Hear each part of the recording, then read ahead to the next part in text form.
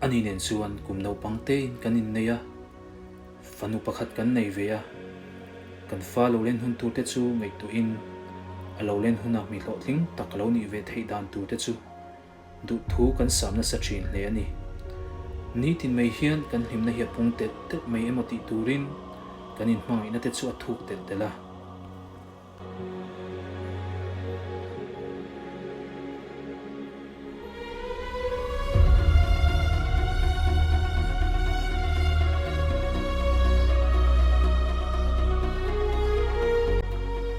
tlai khat chu kan upui duk tak mai ka hmangai em chuan natlok neilovin tlai lam rong bol chu in boral san thut maya he thi na hian min thong hleya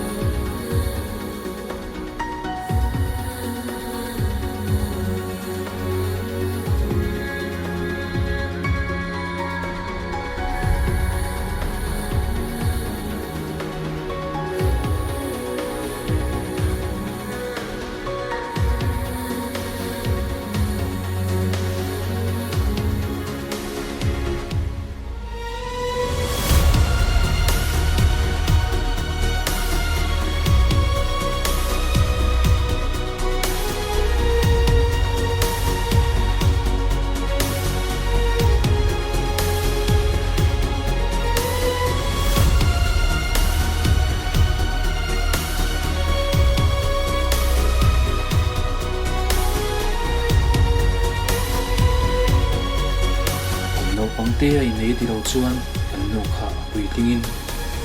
kan fanu enkawl dan chung cha ho atuk lo hle a kha athi ni atang phei ka chuan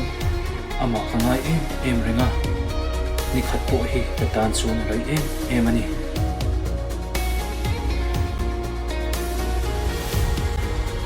zana ka fan le na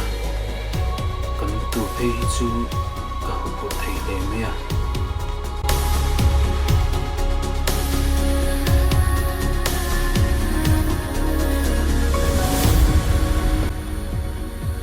lai mi po hian ka fanu hi ka thinunga tlata nun kong sual a zawh ti hi ka hlok ber ani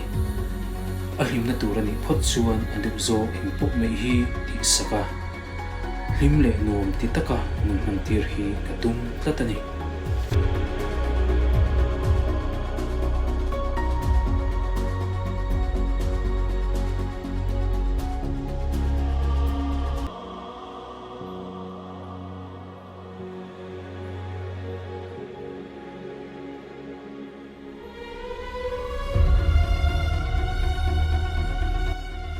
ka fanu mumal taka ka hmu chang phei chuan ka chung rin hi rum ve vong chin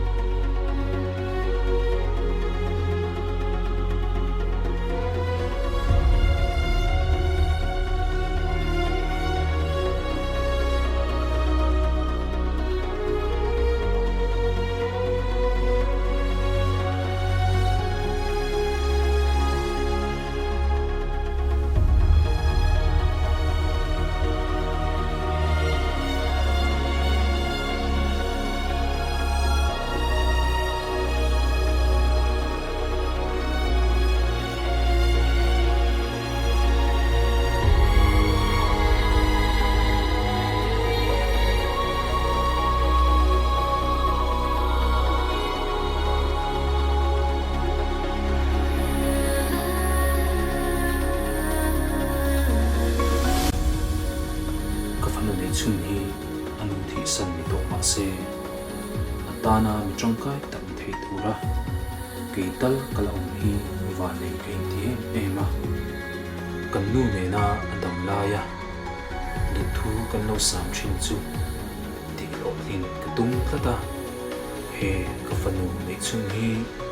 alo puitin thenga mi lo tin tak ani nge theinan le pasal thatak ane thenga enkawl hi ka ti tu le ka mo na ka ngai tak ani